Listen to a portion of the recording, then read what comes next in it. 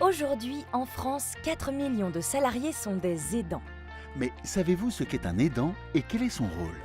Les aidants accompagnent les personnes de leur entourage proche gravement malades, dépendantes ou en situation de handicap dans les activités de la vie quotidienne. Avec l'allongement de la vie, le recul de l'âge de la retraite, le souhait de rester chez soi, le manque de structures d'accueil et leur coût, chacun de nous peut être concerné par le sujet. Tout à fait. Les aidants représentent d'ailleurs 15% de la population.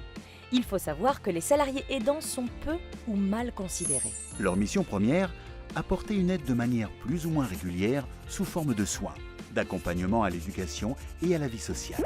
Et qui se manifestent par des démarches administratives, du soutien psychologique, des activités. Malheureusement, cette catégorie sociale est souvent invisible et ignorée dans les débats qui concernent la perte d'autonomie.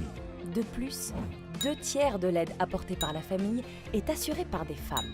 Seulement, cet investissement personnel n'est pas sans conséquences. Prenons l'exemple d'Inès, mère de famille, employée dans une entreprise et en charge d'un parent atteint de la maladie d'Alzheimer. En plus d'être performante au travail, de s'occuper de ses enfants, elle doit s'assurer que son père reçoit tous ses soins et se charge des démarches administratives. Des tâches prenantes et qui ne lui laissent que peu de temps pour se reposer.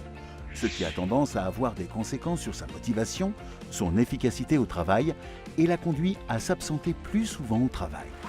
La CFTC défend de nombreuses propositions permettant la conciliation entre vie professionnelle et vie privée. Pour que les aidants puissent mener de front ces deux aspects et ne soient pas contraints de s'éloigner du marché du travail. Des combats qui ont porté leurs fruits, puisqu'aujourd'hui, des avancées ont été faites.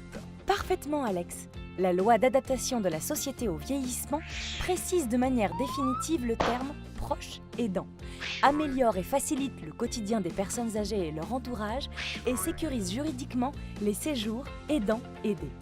Le droit au répit constitue la deuxième avancée pour les aidants et leur entourage. Oui, c'est une réponse à un besoin de temps, de pause et de détente dont a besoin chaque aidant pour éviter l'épuisement physique et psychique. Enfin, le congé proche aidant permet de concilier le temps d'aide et le temps de travail et élargit même les bénéficiaires du congé aux aidants sans lien de parenté avec la personne aidée. Sans oublier la solidarité entre collègues qui permet de soulager les salariés aidants grâce aux dons de RTT. Nos militants sont bénévoles. Ils sont là pour vous aider. Cette vidéo vous a été proposée par la CFTC en partenariat avec la Massif.